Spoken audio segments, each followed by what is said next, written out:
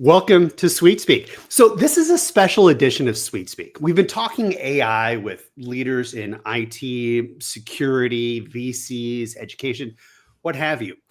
But I get a ton of questions, and I'm sure my fellow panelists here do as well, on what makes a good presentation. So I'm excited to welcome Ian Hawkins. Now, if you're not familiar with Ian is a writer turned comedian.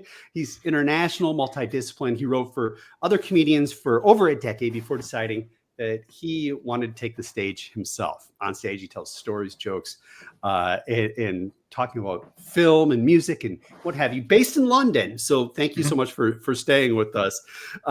He's written for BBC One, Channel 4, others, formerly for Toastmasters, hosted numerous events across Europe, along with a quiz show. So thank you for joining us, Ian.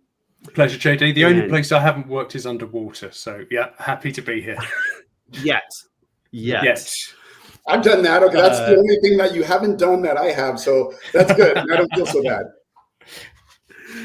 We're also joined by Pete Grimes. Pete's a veteran marketer with stints as head of marketing at organizations such as Oracle, Datamine, Samsung, Nokia, IQ, PC, and more. He's the founder of Legacy Thought Leaders and Legacy Keepers, best-selling author of C-Level Author. You might have seen him and heard him on C-Level Up, the partner podcast to the show.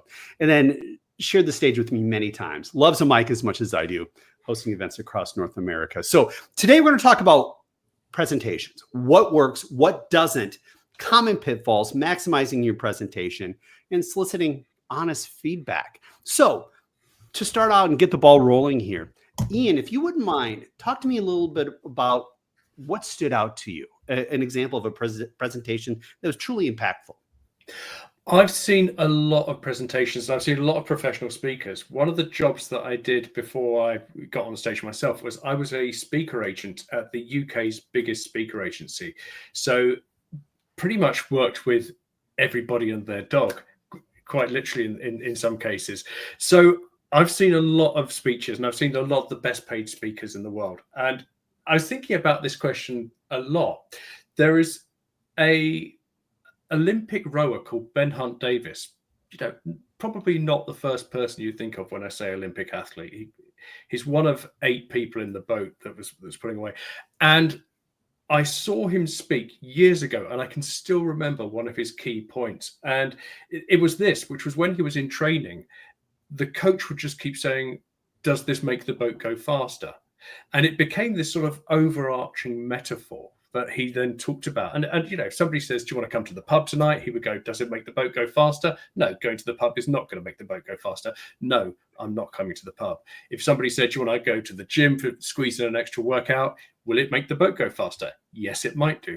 And he just hung his entire presentation on just nailing this one thing over and over again. And to this day, it just becomes, if you want to focus on a task, if you want to achieve something, just ask yourself, is what I'm going to do, is it going to make the boat go faster? And it just becomes a metaphor that just sort of shortcuts straight into your brain. And I said this to somebody this morning. I said, I'm doing this thing this afternoon about talking about a really impactful speech. And I remember this. And I said, does it make the boat go faster? And my friend said, I've heard that somewhere. I was like, of course, everybody that's heard it cannot forget it. Does it make the boat go faster? Yes, then let's do it. That's probably the most impactful. The most impactful speaker generally is a guy called Chris Moon, who stood on a landmine, blew his arm and his leg off. And that is not the most interesting thing about him. But what he has is this, it's an incredibly authentic story, because when he talks about living life as a disabled man or having to pull yourself together and get on and do stuff, you look at him and you go, yeah, you've earned the right to tell us that. So those are the two I would say. Chris Moon, an amazing speaker, and Ben Hunt Davis, does it make the boat go faster? Those are my 2 top tips. Pete, so how important is those storytelling elements, to a successful presentation? It's not just spewing out facts and figures. Right. I love that, because that kind of goes to one of the other topics we're going to be talking about later, which is having a through line. So that story that Ian brought up is a through line. It could refer back to that the whole time. And So I think the through line why we are here is to how can we make this decision to present and speak in public easier for the people on the call, because there are some people who've never done it and are nervous about doing that. We've seen them, JD, when we've done these events, people saying, how do I get involved? Other people who are doing it, but still just hate it. You know, it's that famous Seinfeld quote that, according to most studies, I'm reading it off my notes here, that people's number one fear is public speaking. Number two is death. So that means that the average person, if you go to a funeral, you're better off being in the casket than giving the eulogy, right? People just really hate it. So I think what we'd love to do here is to take that pressure off people, give them the tools, allow them to be comfortable about delivering their message the way they do it. You know, they don't have to read a script. They don't have to memorize anything. Just be comfortable. And we're going to get into some of those details in a second, I believe. I think it's also important to craft your message in a way that makes it personal, right? If you put something out of yourself, it's more than just, I'm reading facts and figures about zero trust framework or what AI is doing. Craft it in, you know, for example, I was in the ER yesterday. I'm fine. My son fell at recess, got a big old goose egg. But we learned things as far as patience and what that does in the emergency room. And you can equate that to your message too. You know, it's having patience while you're dealing with your teams. We're talking zero trust framework, you know, getting the full data. But by bringing it personal to begin with, people are engaged going, well, I've been there before. I've experienced that before too. And by making it personal, I think is important. Ian, are there specific techniques or tools that you've seen used effectively to sustain audience attention? Well, I just want to go back to your time in the A&E actually, because I'm currently involved in a program to teach doctors how to speak in front of other people. Because if you are if you get injured or you get sick or you get something that's complicated, how do you then explain it as a doctor to that person what they have? So much of how we feel about ourselves is about the stories we tell ourselves. So just to give you an example, I had heart surgery in 1984. I didn't understand anything about it. It was incredibly traumatic because I didn't understand what open heart surgery meant. Barely knew what a heart did. Very sort of vague about what it was. My nephew, because it's a genetic condition, my nephew's had the same surgery a couple of years ago. And when I went to see him in hospital, he was having counseling because it was really important that we understand, because, you know, surgery is such a big story. You know, your son will probably always remember that time he went to A&E, and the stories he tells himself about it depends whether it is a trauma or a learning experience, or whether it was fun or whether it was, you know, not. So the stories we do, I think, are really, really important. Sorry, JD, could you just repeat the question? Because I just wanted to go to that before we went on. No worries. You know, that's the hero's journey. That's the oldest formula in the book, right? From Star Wars to everything else, the hero's journey. And so, you know, how did you get that epiphany? So that's kind of at the core of it. So JD put himself in that position where he's learning something there. And how did you get to that story? And I love that because you become the expert, and the idea of taking the pressure off the people here want to present. Don't get caught up in the details and memorizing it. No one knows you made a mistake the way you said it. You're the expert. And so just thrive on that and share that story, and people become authentic, and let them know you have these problems because they want to know how you solve them, because they're facing those same problems. And so that's how you get into their head. Sorry, Ian, I just wanted to jump on that as well. That was really important. JD, this conversation is not going to go linear. I tell you that now. Well, no. Well, it's interesting. One thing we should put out there to begin with, if you're scared of it, Pete, you talked about it's public speaking and death, right? Those are the two biggest fears. You remove a little bit of the fear when you sit and go, listen, everybody in that audience wants me to succeed. They don't want to see me up there failing. They're there because they want to see me be successful. They want to learn something, maybe be entertained. But at the end of the day, it's like going to a comedy club. You're going to go there to laugh. That's your goal, right? The goal of these attendees is they want to see you succeed and they want to learn. So I guess back to my other question for you, Ian, then, is how techniques and tools to capture that audience, to get that attention throughout the presentation. I have a system which I think applies to absolutely every time you step onto a stage or in front of a microphone or in front of a camera. And it is this: the first and fundamental thing is you need to be in charge. You need to have control of yourself. Okay, so when everything else goes wrong, you go, right, what can I control? Me, my breathing. Okay, this is where so many people make a mistake, is because they go, everything is happening all over the place all at once. Right, no, well, ignore that. Worry about what you can do. So think about yourself, right? Am I in control of myself and my space? That's the first thing. The second thing is looking around going, what does this audience actually want? What are they here for? The audience right now is interested in talking about tips and ideas on how to be a better speaker in front of other people. So let's do that. Let's make sure the conversation is about that. And let's not do a beautiful 3-part harmony of Les Miserables. Fabulous as it will be, gents, that's not what this audience wants. We have to stick onto the topic. And finally, a subject that's come up already is authenticity. You have to be yourself. If it's not you, your authentic, real person, giving something of yourself to the audience, then it might as well be a PowerPoint, or it might as well be a PDF that they read later. Mm-hmm. And once you combine those three things, be in charge of yourself, give the audience kind of what they want, and do it in a way that only you can do it. That's the sort of pyramid for me that works. Right. It's true. And we know stories stick, right? That's the other thing. It's like stories and pictures, from earliest cavemen to your kindergarten classroom, right? And so me in particular, you want to engage the audience right away and then keep them engaged. I don't use bullet points hardly ever. I like to use pictures because people remember that. It also keeps me from reading the slides because, as you mentioned, Ian, nobody's going there to listen to you read the slides off, which so many people do. We're going to talk about that in a second, I'm sure. So it's going through pictures that they know. JD knows this. We talk to CISOs, cybersecurity experts, and I put this big picture on the stage about an offensive lineman from their hometown, right? So it's like, hey, anyone a football fan here, sports fan? Everyone, of course, is going to jump up and cheer on the Bears or cheer on the Packers, or, and then say, so, how does this relate to being a cybersecurity expert? So the offensive linemen, the most famous ones, you never hear their name called. Because if their name's called, it means someone's throwing a flag at them, they've held, right?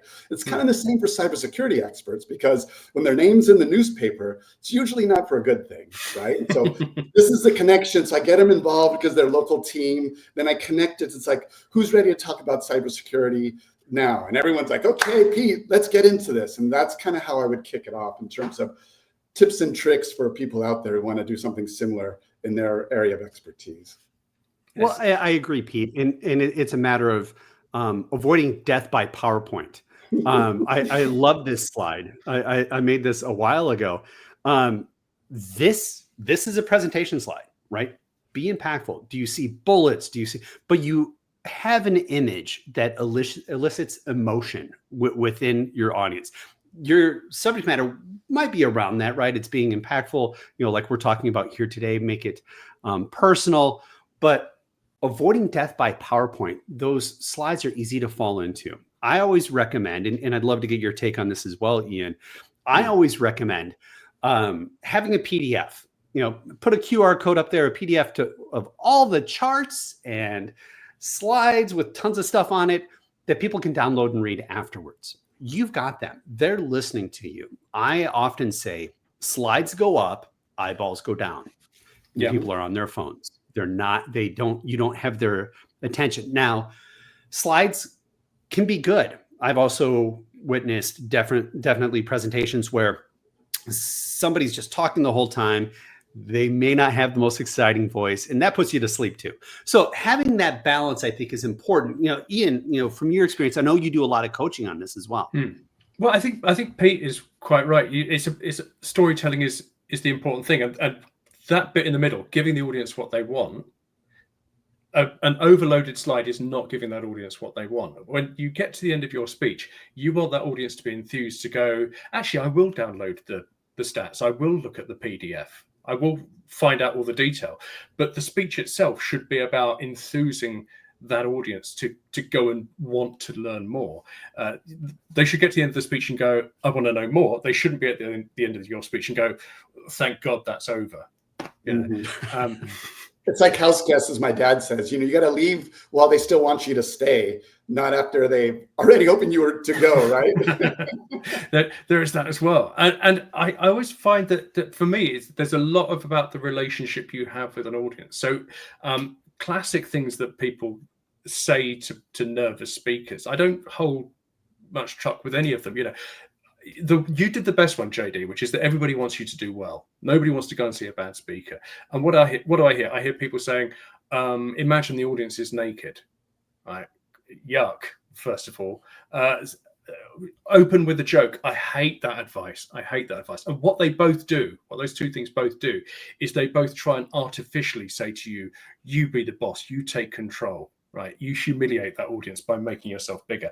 And that's not what good leadership and what good authority should really be about. Mm-hmm. Speaking in front of other people is an act of leadership. And we have good leaders and bad leaders. And the worst leaders are the ones that humiliate and put people down and put them in their place. The best leaders are the ones that accept their authority and turn it into a service. And when you do that, that is speaking gold.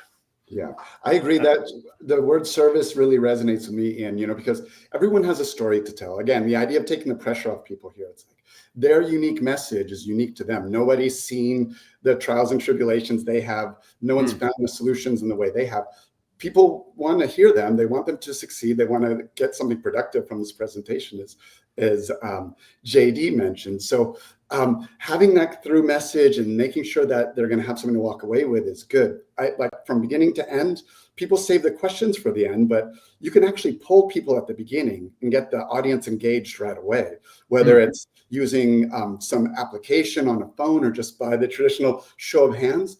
This also takes the pressure off the presenter because they could just ask questions and get the audience involved right away. It also allows you to frame the rest of your topics here. JD and I have done this too, when you're in an audience where there are some CTOs and some CIOs. How many CIOs or how many CISOs here? So now you're framing the rest of your presentation to that audience. I think that's really, really good. I saw someone the other day and she literally looked across the room and she talked about some kind of quite complicated idea. And she looked across and she just went, none of you have ever heard this before, have you? I went, no, we haven't. And she went, well, let me give you the really quick example. And she just went completely off script. You could tell she'd wandered off script now. But what she was doing was she was checking in with the audience and making sure that we were all following her. The script is so often what gets between a speaker and the audience. And if you get rid of the script, or Pete, you mentioned bullet points earlier. If you can get rid of that and just turn it into a conversation and make sure that it is a speech isn't a monologue, it's a conversation between you and an audience. Mm-hmm. Right. There was something we when did you're at a conference. Oh, sorry. Go, JD. I'm sorry. Yeah, go ahead, Pete. Well, I was just going to mention when you're at a conference, oftentimes, and I want to bring this back to you, Pete, but when you're at a conference, you might be the third presentation, right? They've already set through, or you're the fifth, the 10th presentation, if you will. You still need to win them over and be a little bit different, right? And that's okay. I saw this one fantastic woman. She started off and she's like, I lead yoga. Well, this was a technology conference. I lead yoga. Had everybody stand up, stretch their head one side, stretch their head the other side, stretch their arms, put their arm in front of them, their other arm in front of them, bring them together, do it again, do it again. Thank you so much for the ovation. Now let's jump on it, right? It got our attention in a fun and unique way, but you do have to engage. So my question actually to you, Pete, then is we've seen presentations happen where people are losing the audience. If that happens, what can presenters do to re-engage in real time on the stage if they see the eyeballs are going down or they're losing that audience? Right. So I have two answers to that. One, as Ian mentioned before, making eye contact, engaging people to begin with is really good. What you can do is walk off the stage, and walk down to the audience and ask someone a question. Maybe it's that person you've been making eye contact with already. That's as soon as you walk off the stage, people pay attention. Or like the old, high school teacher routine. It's like, okay, in a minute, I'm going to ask you a question. and let me just get through this last slide. And the people are already paying attention. That's kind of like the equivalent to, this will be on your test. So people pay attention. So there are different things like that. One thing too is that I always, when you do that, when there's that other pregnant pause, when you say, are there any questions, and no one answers, that's another big problem for a lot of presentations. Everybody hates that. One, you don't want to run out of time. You want to do Q&A. So you save 5 or 10 minutes. And now you say, okay, I have these 5 or 10 minutes for questions. Does anyone have any questions? And when they don't, it's really uncomfortable. So there are 2 approaches to this. One is to have a plant in there, someone who's going to ask you that first question. So I have Ian in the audience. Ian, throw me a question, because once you do, other people will jump in, right? Because you've broken the ice. Or 2, you as the presenter have a slide prepared that's a really controversial question. Just nothing but the question, like the kind of font visual is got milk. It's like, are you understaffed? Are you dealing with budget cuts? Whatever it is, but that one question, which is going to provoke a response. So if they don't have a question for you, your plan B is to have a question for them, and let them know, if you don't have a question for me, I'll ask you a question. And that also gets people motivated as well. I have 2 approaches to this as well, which are also slightly different. First thing is, I always say at the end of this speech, there will be a Q&A. So what I don't want to do is me to ask for questions and there'll be a horrible silence. So when I'm speaking, do think of questions. And then when it gets to the Q&A, the reason why people don't want to put their hand up is because they've gone into audience mode. And as I say, speaking is an act of leadership, and to go from a follower to a leader and ask a question, it's really hard for them. So I say, are there any questions? And so the first question people ask me often at these is, how important is being able to tell a story? And I quickly answer it and I say, now, does anybody else have a question? And that just sort of gets people into it. So I'm stealing both of those though, Pete. Yeah. And one thing that I think is really important too, and JD's mentioned this a lot, just having your unique approach. I love that yoga thing and applauding. That was really good. I kind of fell into public speaking because I was head of marketing for a company, and we lost our chairperson. They said, who's going to be the MC? Who's going to do it? Pete, can you do it? And I thought, well, yeah, I guess I can. And they said, you got to do this, that, and the other things. And I said, well, first things first, I'm not going to read a script. If I do it, I'm going to do it my own way. And I was nervous, really, and so I just had music going on. Like if you guys have played sports, I know JD has shown like his casts and slings as proof of that. When you play music at the beginning, get pumped up, right? So I had music going on before we hit the stage, and this company is very conservative. It's like, what are we doing with this music? This is crazy. And I ran on stage, had the adrenaline going, and I was bounding from side to side, and it went off well. And I told my story with pictures and everything else. And the point is that you could use that nervousness and adrenaline to your benefit, right? And this is what I did. And just to be unique in your own presentation way. Like I wasn't going to have them tell me how I was going to present, because this is something I tell a lot of speakers. You're going there, you're talking about your slides from Shell, Exxon, Coca-Cola, whatever it is. But at the end of the day, you're representing your company, but you're also representing yourself. So don't forget that, because next year you're going to be at a different company potentially. Right. So protect your brand, be yourself on stage. Just thinking about your yoga lady, JD, because Pete's brought her up again, and she does fulfill my 3 things. She walks on and has authority, stand up and do this. And she tells people, and she expects you to stand up and put your hands up. She gives the audience not necessarily what they want, but certainly what they need. They need a little break, and they need to relax and unwind and get themselves into a different headspace. And she does it in an authentic way, because she's a yoga instructor. Presumably she did all the bends and pretzels and things and made herself all bendy. And you go, right, but she's walking the talk there. She's a proper yoga person. So she fulfills those 3 things: authority, audience, and authenticity. She fulfills those things in an unexpected way. And if you can do that and surprise people, then that I think is also quite powerful. Right. Yeah. One thing that I see as well is you're talking about the questions at the end.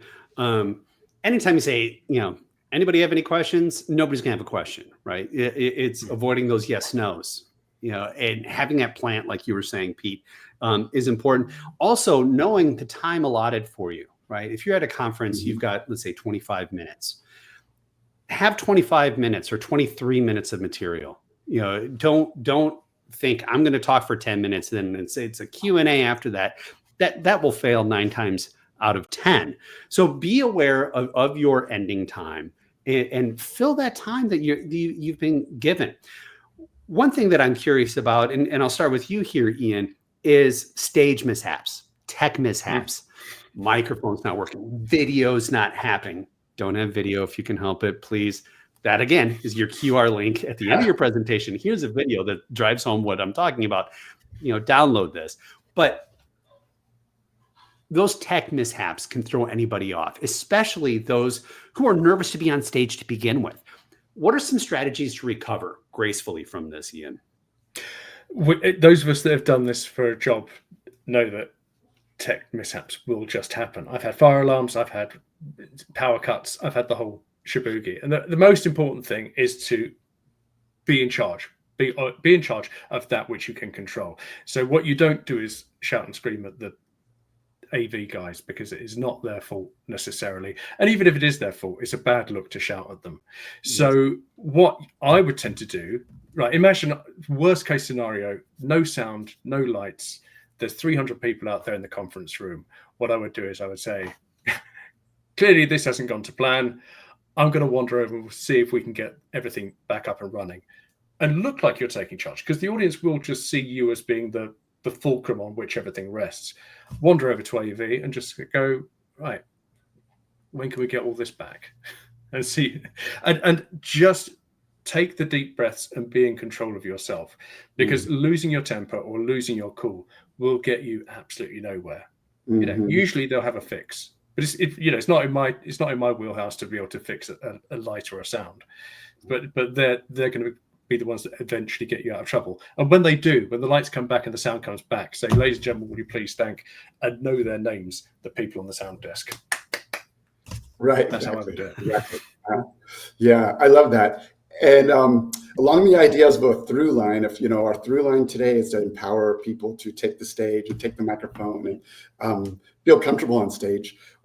I was trying to coach someone earlier how to do this, and JD knows this, that the first step usually is joining a panel rather than doing a keynote. It's a lot easier because it's more of a conversation like we're doing today. So we had convinced this guy to join a panel. He's a brilliant technician. Come join us. And at the last minute, things happen. We've all been at events, something's going to go wrong. And the other panelists didn't show up. It was just him in the end. His worst nightmare had come true. And so I said, well, you know what? We have these questions that we worked on ahead of time. Let's just bring our seats down into the audience. It was a smallish audience in this particular event, and just ask them the question. So you're odd numbers, I'm even numbers.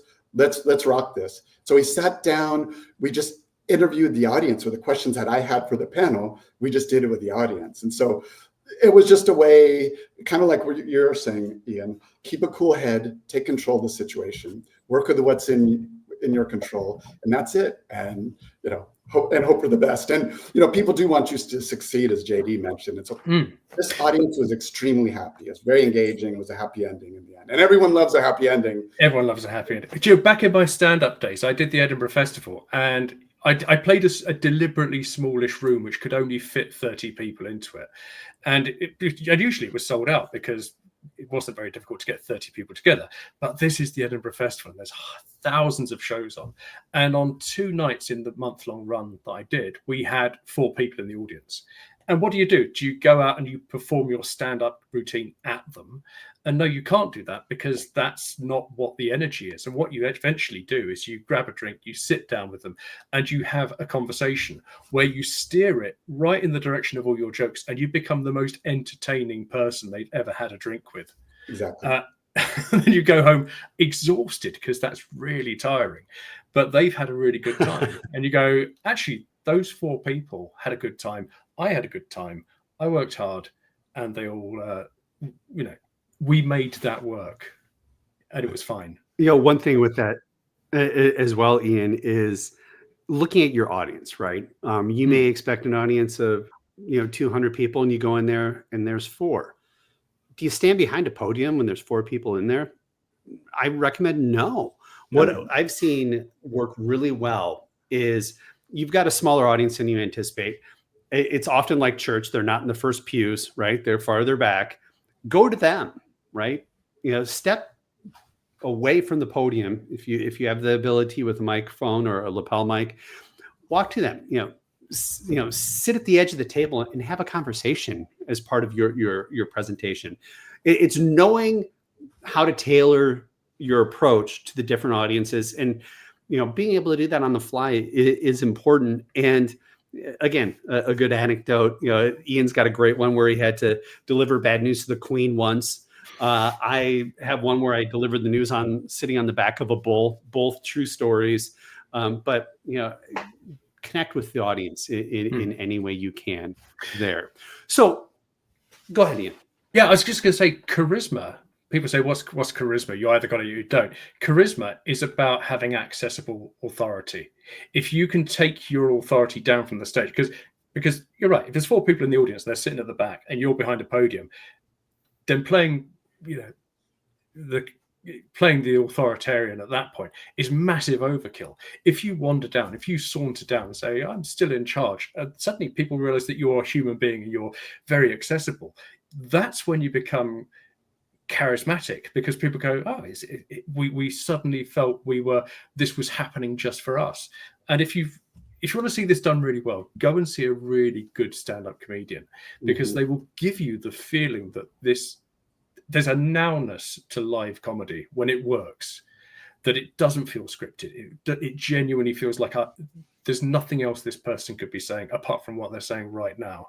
And when it works, it's magic. And that's what you try and capture every time. That's awesome. I love that. Yeah. We showed up at one event and there was just a small group of people, and kind of what you guys have both been saying. So just got up the stage, went down, asked everyone who they were, give me a fun fact about yourself. And so by the end of the day, say there's a dozen, 2 dozen people there, everyone had shared a fun fact. So for the rest of the day, people would refer to the chess master, this kung fu guy, this other guy who, did hang gliding in Rio, but it brought everyone closer together. So turning a disadvantage to your advantage, and just being light on your feet, taking control of the situation. So something's going to go wrong. You just got to be prepared to deal with it at the end of the day. Yeah. And figuring out a way to make the joke land isn't offensive. Yeah. Yeah, I always say I love playing the Phil Donahue, right? And taking the microphone and I ask a question, raise your hand if, and then going, and everybody's got a name tag at these conferences. Hey Sarah, talk to me about.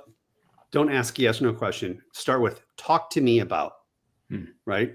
Because they will respond. It won't be like nope, yes. They're gonna dive in, and you're still the subject matter expert, so you can build off of whatever they're talking about because it's around your subject matter. But playing that Phil Donahue again gives you that authoritative power in the room. You're in control, but you're engaging, which I think is important. So we talked about avoiding a lot of slides if you can. No bullet points. Give those things later. You've done your presentation.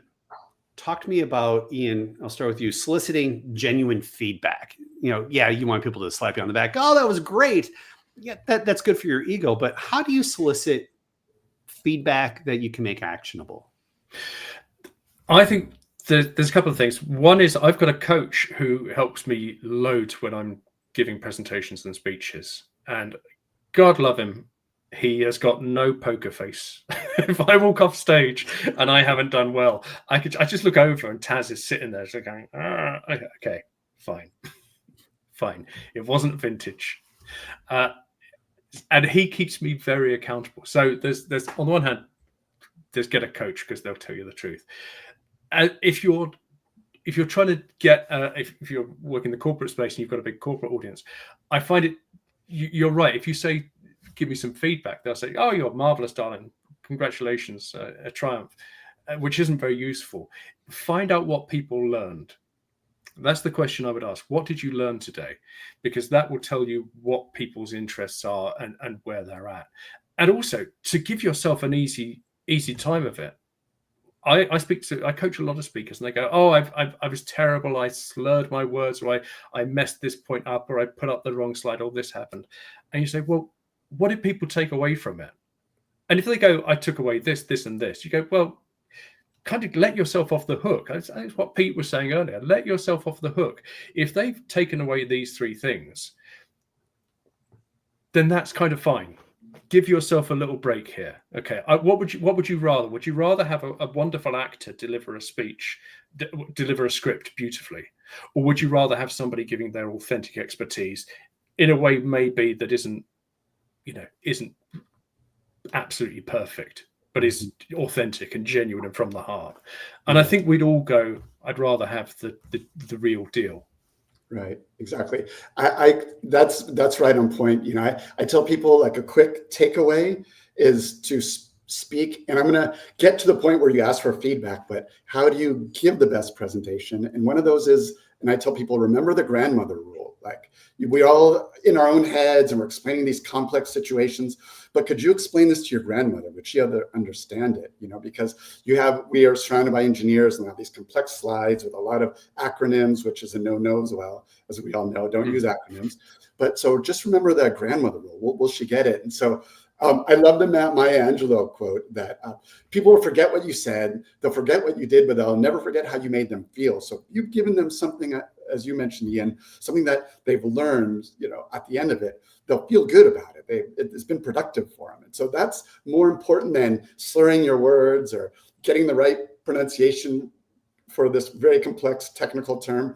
That's really it. So at the end of the presentation, it's like, if you don't remember anything else, remember this.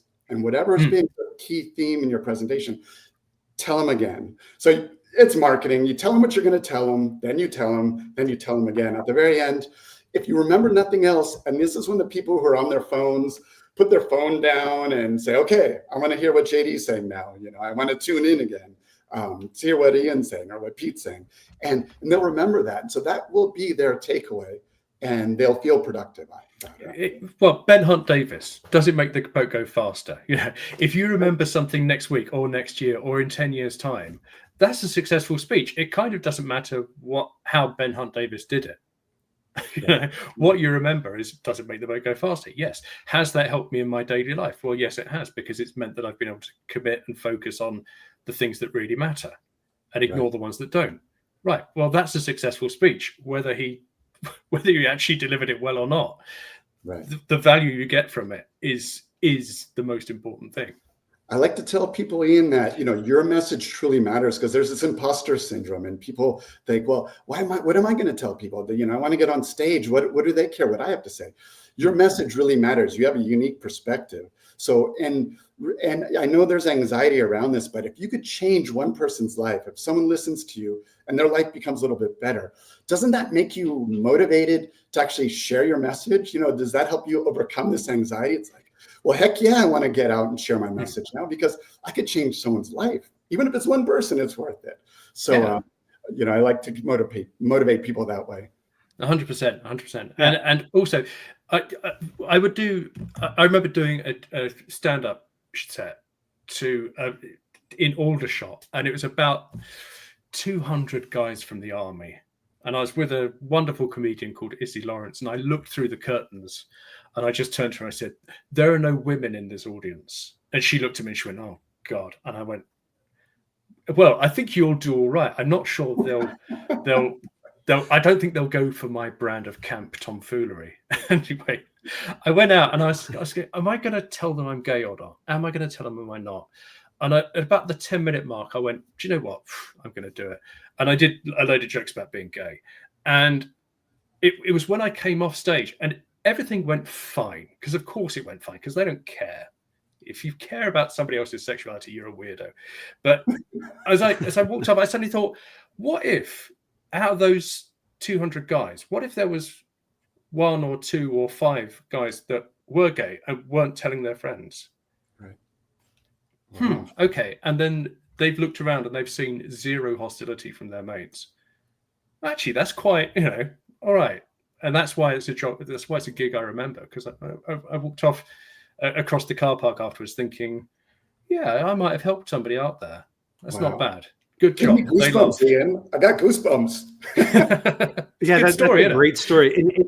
And I also tell people, make yourself available. afterwards, right? There's usually a happy hour, or if you're speaking before lunch, make yourself available for conversation, right? Because someone may not raise their hand up in front of a full room, but they'll, with a cocktail in their hand, come over and ask you, more about what you were talking about. And making yourself available is important, which kind of goes to my next question here is, how do we get legs from a presentation? So we just, all the buildup, we had our presentation.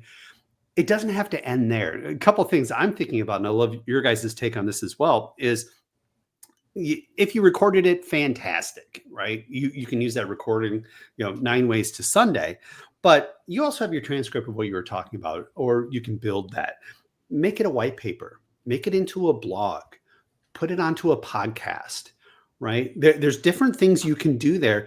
And then you can slice and dice it a billion ways in social, right? If you did record it, use a tool like Opus Clip or whatever to put it across on social in bite-sized chunks. That one talk that you had for 25 minutes could be 25 pieces of content to continue to get your message out there, and also to elicit more feedback and start conversations across whatever channel you choose. I'm curious, the both of you, and Pete, I'll start with you. How do you recommend getting more legs out of your presentation once it's done? JD, I love you. I don't know if you did this intentionally, but you just basically set me up for something I wanted to share with people, which is, one of the things that I'm moving towards as well. And this comes from speaking to many of these speakers. They always ask, well, what's next? What do I do next? I'm a C-level executive, getting to the twilight of my career. I want to pay it forward. I said, so when you're tired of, these PowerPoint presentations, you want to make a greater impact. Maybe you respond to the people who've been telling you for years you should write a book. Like for me, the next step is a book. You've done these PowerPoint presentations. When you want your impact to go beyond that hotel ballroom and impact more people's life, it's writing a book. And so that's why I started a program I call Legacy Thought Leadership, because it goes beyond being just, an influencer where you're worried about vanity statistics or product placements, or a thought leader, which is just worried about talking to the audience. No one wants to be talked at anymore, right? So, you want to make an impact. You want to make a long-term impact. So by writing a book, you can turn that into, as you mentioned before, you sparse it out and slice it and dice it into many different marketing tools and opportunities later on. And so I tell people, even if it's just to check that box, get your book done. But there are many doors it opens up as well. So I put this program together for these speakers who are wondering what's next. Speak your book into existence. It's called Legacy Thought Leadership. It's the easiest way to become an author, expand your impact, and strengthen your legacy, which is really important for these leaders, to teach the leaders of the future. And so that would be my action item for these people, who are on these speaking circuits. Get your book done. You're already sharing, your message resonates. Turn that message into a book and expand your impact that way. So I don't know if that was the purpose of that question, but thank you for asking me. It wasn't, but I'm glad I teed you up, buddy. I've bought Pete's book right before we came on air. I got really excited, and I did the worst possible thing, Pete, which is I bought it with my personal money, not with my business account. So, wow. C-level author. Yeah, I've got that. That's going to be coming through the post. Yeah. Okay. Good. Well, thank you both for that. So you're the two about my book. I'm so excited to know that I'll be able to pay the rent this month. But no, you've got to send it to the UK though, Pete. So it might chip away at some of your profits. Yeah. Right. But I mean, it's as easy as using your phone. So I tell people. So everyone loves to speak. So anyway, go ahead. Thank you guys. Well, I appreciate it. I will say, Pete's inspired me. I have my first book coming out hopefully before Christmas. Wow. So keep an eye out for a Sweet Speak book that'll be coming out. So as we wrap up here, I have to ask you both. We heard from Pete. He's got legacy thought leaders. Ian, what do you have cooking right now? What have I got going right now? I have. So I'm trying to do more coaching because I really enjoy coaching and it's something I'm really passionate about. So just to answer your last question, the thing that I try and make sure that I do at the end of every speech or presentation I do is to make sure my LinkedIn details go up as a QR code because I want to connect with people on LinkedIn. That's where my legs are. And to say, look, if you've got a speech coming up and you're nervous about it, let's book a 15-minute coffee. It's not going to cost you anything. And I'm passionate. I don't want people to give bad speeches. I want people to do really well. So I'll have a coffee with anybody and just say, this is what you need to work on. The other thing I have, Pete, you've done your book, I'll do mine, which is that I've produced 2 books. Wow. Okay. And as you can see, they're not big reads. And because storytelling is so important, I wanted to do a book that was for kids, but that grown-ups would get stuff out of. So there's games and there's puzzles in there that helps you be a better storyteller. And whether you're 4 years old or 44 years old, you will get something out of that book. And then this is Golden Rules of Professional Speakers, slightly more grown up, but only a little bit. Similar format. And it's just, these are the basics, these are the fundamentals that anybody can understand. And if you book me for a conference or something, I'll bring a stack of these and I'll give them away because I want people. I want to go to a conference and never be bored. I want to be amazed by what I see on that stage. That's great. All right, gentlemen. Parting shot for us here. One last bit of advice you give to people who are going to jump on stage and present. Pete, start with you.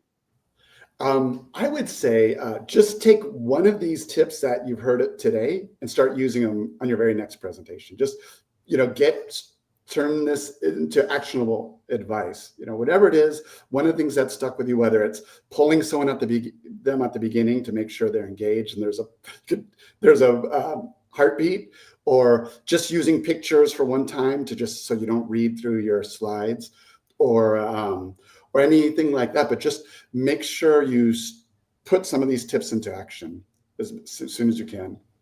Yeah, I think that's great, Pete. I would say if you're on stage, it's your party. And that means it's your party. You be a good host, but also you've got to look out for your guests and see what they want. Mm-hmm. So make it a bit of a two-way thing. But it's your party. If they get drunk and rowdy, you can throw them out. But you also do want people to have a good time. Those hecklers, right? Managing those I love a heckler. I don't know why. This looks so sweet. I'm sure you do. Well, gentlemen. People worry about hecklers, but the truth is they've given you the microphone for a reason. Right. And they haven't given that schmuck in the audience a microphone for another very good reason. He's out of his league. He's totally out of his league. Yeah, I get it. Yeah.